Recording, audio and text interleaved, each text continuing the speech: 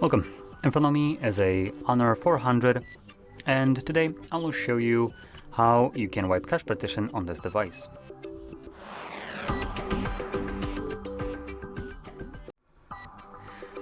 So, to get started, we'll need to turn off our phone by holding power button and volume up, and from the options select power off.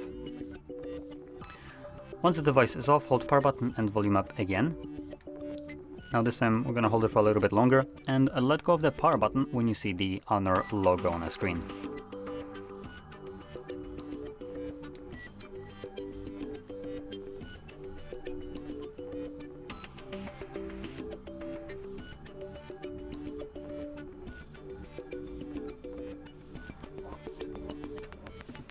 Okay, there we go. In here you want to select clear data and then wipe cache partition. This only takes, as you can see, a couple of seconds. Once it's finished, we're going to click on back and then restart, and this will now bring us back to Android.